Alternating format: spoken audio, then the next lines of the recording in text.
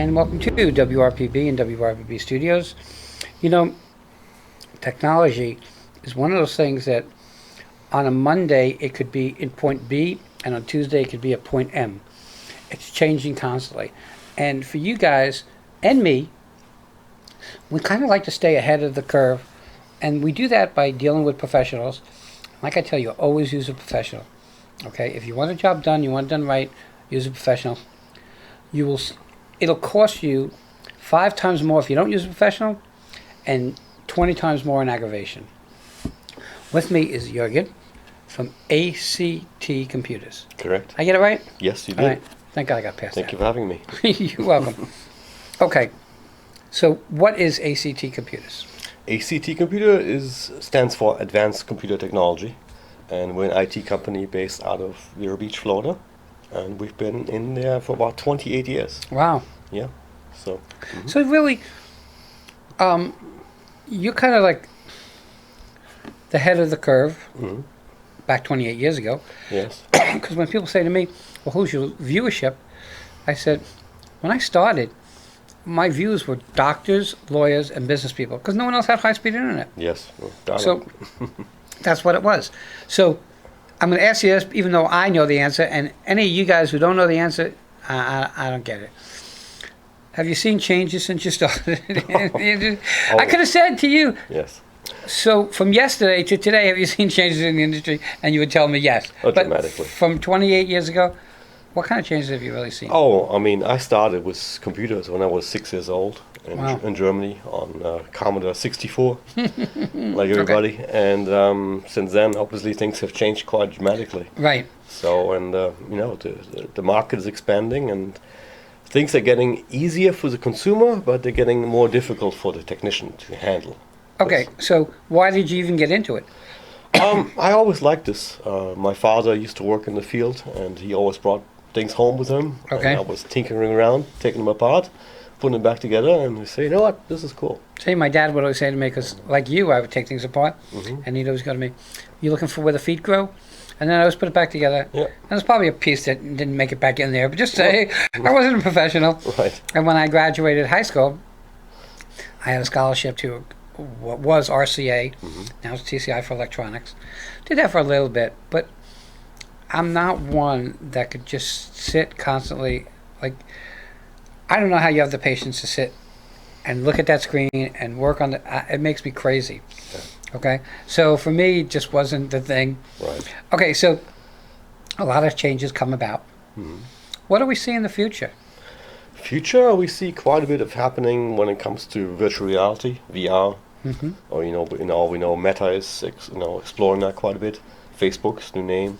Right. So the Web 3.0 that they're talking about even more technology on the internet. And, well, when you say Web 3.0, what do we have now? Web 2.0? Kinda. We're kind of in between, I'd say. Okay. So the infrastructure is not really there yet to support everything we want to do in the future. It's not there yet. But we're also talking about, more cloud computing. Everything's being cloud, basically meaning online. That's all it really means. It's just a fancy name for that. If you used webmail in the past, you used the cloud. So that's the same thing. So well, I talk about people, if, when you're in a big office, okay, and you're from computer to computer, that's like cloud-based, right? Local. Yeah, local intranet, local internet. Right.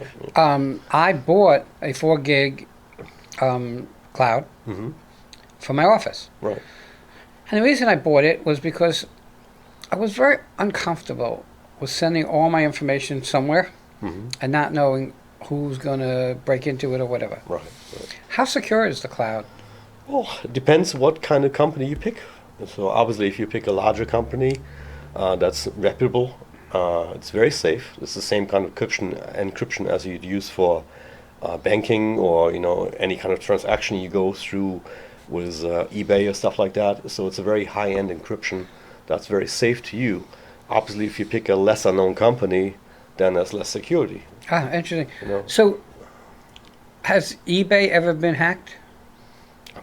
I'm not sure. I don't work there, but have any of those big companies been hacked? I think eventually something goes down wherever. Everything is made by humans. Right. There's problems everywhere, and something, as we just saw with cryptocurrency and stuff like that, there's always something going on.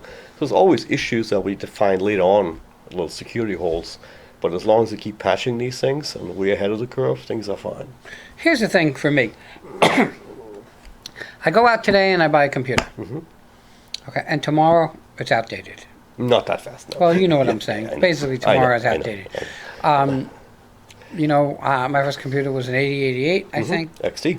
Okay, Nice. and it had, I think, 80 meg of hard drive. If you had a hard drive, that's good Yeah. for you. Yeah, I didn't have one. It was 80 meg, I think, something like that. Today, you couldn't even boot that up with 80 meg. No. Okay, so are the programs that people are buying and making just getting more and more, eating up more and more space? Of course, yeah. I mean, in the past, as a term came around in the 90s called bloatware. So you have a software that keeps being bigger and bigger. So because, we don't have manuals anymore included with, you used to buy a computer, you Right. get a manual with it. Now it's all within the same program. You can't buy a vacuum cleaner and not have to look up So the all info. that is contained within the same program. But also they have more and more features. So it's, like Word, for example, used to fit on a floppy disk. Now, it's a gigantic program. But that's how things are working. And nowadays, space is really not a thing to be concerned about anymore. Now, space on your computer is so cheap, drive space. So, Yeah, but you still have to upgrade each time if that's the path you're going to go. Yeah. But nowadays we have 12 terabyte, 20 terabyte hard drives. So that's Built into the computers? into the machine. Yes, Oh, one drive, 12 terabyte. I mean, That's I'm amazing. like, hey, look, 1T, that's good. We're doing good. But you still see 500 gig Oh yeah, computers being of sold. course, yeah, A 500 gig computer laptop, for argument's sake. right. I mean, how much life does it really have? Well, 500 gigabyte is getting like the limit right now. When first, like nowadays, we don't really use hard drives anymore. We switched to solid state hard drives, which are based on memory only, sort of mechanical hard drives, like a record player, about 5-6 years ago, because we still build our own Right. computers. And 250 was a start. That was too small. Now 500 is a little too small, because once you start installing Windows 11 Pro, for example, put in QuickBooks, put in Office, some other programs, your data, getting close to 300-400 gigabytes. Wow. So you're getting closer to the limit. So Right. right now, I would say the best price performance is a 1 terabyte drive. That should be what should be The minimum that you should look yes, for. Yes. Okay, so now my next question becomes, out of all these years, what was the worst Windows that you've seen? There were several. I had to say it. Well, obviously Windows ME, that was very bad. Okay. Windows Vista. Yeah, that was a big one. I skipped over Windows Vista. I didn't even change. And we all remember Windows 8. I think that was the biggest disaster out of all of What them. was before Windows 8? Windows 7? Windows 7. I have a computer with Windows 7 on it now at home. Yep. And I still use it and I won't upgrade it because it's so comfortable for me to use. Exactly. And I don't, it's not that I store a lot of stuff on there. Oh, yeah. And I have an external drive. I have a Right. couple external drives, but Right. that's a desktop. So that has a 1T in it now. Right. I did put a 1T in it. Right. But I'm so comfortable using it. Right. I don't want to check when every time they upgrade, it's like, you got to learn something new. I don't want to learn anything new. I'm old. Well, the thing is, it's like I always have the analogy. It's like you're buying a new car. Okay, you expect your steering wheel to be the same spot, your gas pedal to be in the same spot. Okay, so when Windows 8 came about, they threw everything out and said, no, we're not going to have a start menu anymore, where you start and run your programs and navigate through your machine. We'll have a screen with all kinds of icons, and everybody will be using a touch screen. That didn't happen. So then Windows 10 came about, they finally moved the start menu back where it's supposed to be. Right. Sadly now Windows 11 has it back in the middle, but you can move it to the left. Oh, yeah. That's a welcome option right there. Okay, so let's go back into what ACT does. So let's start from the simple. I'm opening up a bagel store and I want to put computers in.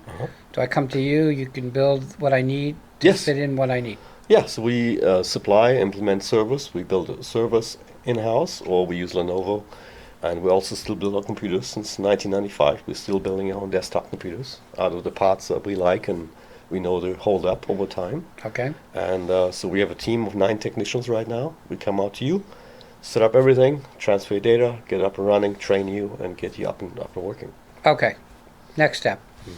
What happens when Mary's she didn't get her computers from you, but she calls you up and says, my computer's hacked. This is a virus, or I don't know, because I don't know computers. Right. Do you come out? Yes, we come out immediately. Business normally we come out within 2 hours, even Okay. without a contract. We're not big into contract deals like that. We have technicians on the road all day long, and we also have a storefront, which is unusual. We actually have a real storefront. Where's your storefront? We're right in the old Kmart Plaza in Vero Beach, Okay. right next to Majestic and the post office, and 3,000 square foot place, Oh, beautiful wow. area. Yeah, So you handle all the technical issues. all this stuff. Yeah, You handle from the beginning, all the technical issues. right. So what I find is, because we're always researching here, and every so often I'll hear beep beep beep, and your computer's been hacked, and you have to call this number. Okay, and I shut down and boot back up, and it's gone. Right. So we have to so be attuned to scammers. Yes, sadly. Okay, Yes. right, and it's not getting any better, right? No, it's getting worse. It's getting worse. Yes. I know that those are the ones that come to me and I shut down and reboot. But there are viruses that come up that you can't get rid of as a bagel owner. Yeah, I mean, typically the old-fashioned a virus would sneak in the system is most of the time it's a user's actions. Okay, so most of the time it's always us. We download an attachment, a PDF or picture or video or something, or we follow some link. Or in the past we used to download games or screensavers that had some hidden stuff built in. And then all of a sudden we had something running we didn't know about, and that really infected the machine. Nowadays, that is kind of not that popular anymore. Now it's basically just emails offering you something, or a pop-up message saying, your machine's infected, you Right. need to call this number, we'll take care of you. And that's the problem right there. If you follow those instructions and you actually let them in your machine remotely, without checking who they are, then yes, that's where they get in your machine. And we deal with this every day. So. No, I'm sure you do, Yeah. because I have a machine, and basically every so often I get that pop up, and Right. I just close down and reboot. Yeah, normal I don't time wanna- this goes away, but once you start interacting with it and downloading, that's where you get in trouble. Okay. There is a million software programs like Avast, Norton. Right. Which is the best in your opinion? That's a tough question. That always changes every couple of years. We used to be huge into Norton, but Norton teamed up with LifeLock, and there's a lot of stuff built in nowadays, so I'm not really a big fan of that anymore. For our corporate environment, for our customers, we use Avast Business, Okay. which is very, very I good. still use Avast, Right. and I use iObits. That's okay. We use a couple different tools internally too, but also like when we scan machines for customers, we go through it manually to seeing what's actually loading. You can't just rely on the software to scan these things. So you gotta look for things too. It's interesting because what happens in programs is, hey, we have this for a free program in all the different programs, but for $12.95 a month, we can upgrade it for you. And then if you don't take that and you run the program, they'll find a couple of things there that the free version won't fix. Right. Does it pay to upgrade to a paid version? 100%. You get what you pay for in everything in life, obviously. So you need to make sure your virus protection is paid for, and the subscription, that's how it learns. Because when you buy a machine, a computer anywhere, you might get a 3-month subscription of virus protection. Right. That's good for 3 months. After that, it doesn't learn anything new anymore about the newest threats and problems out there. So you have to make sure you subscribe to their program, whatever it is you have, and keep it up to date. And that's how it works nowadays. Okay, we're getting to the top of our time. Sure. How do people find you? You already gave your address. You're in Vero. You have a website? Sure we do, yeah. That's good. Oh, good. That shows me that you're into computers. Yeah, the website is www.actcomp.us. Why'd you go with .us? .com was taken, so I took Okay. .us. And you can find us on Facebook and ACT Vero on Facebook, or just type in Google. It's all over the place. You have a phone number? Yes, 772-567-7888. Okay, so even though our time is up, I want to ask you this. Sure. .com, if you can get a .com, is probably the way to go. Mm-hmm. But is it changing now? Because there's so many. .us, .tv, Yeah. .net, .co, It's really just a matter of preference nowadays. There's more and more coming. But Well- .com is the most common one, obviously. If you Right. can, you should get ones that are normal, you know. I remember when .mobi came. Mhm. And I bought a bunch of .mobis. Mhm. And I had bought 7 of them, and I ended up selling 2. Uh-huh. I had BOA.mobile, Okay. .mobi. And I got a call from them wanting to sue me, Mhm. but they can't. But so they ended up settling with me and buying it. Today, when cannabis became big, I bought cannabisforus.com. Uh-huh. I Good. bought like 3 of them. Yeah. So now I'm going to get ready to sell them. You know, because I'm in the industry, we see these things coming about. Some come together, some Yeah. some don't. All right, real quick, phone number 772-567-7888. and website. www.actcomp.us. Everybody, again, use a professional. Again, I want to thank you for coming on. Thank you, sir. Thank you Everybody for have a having me. great day. We'll be right back.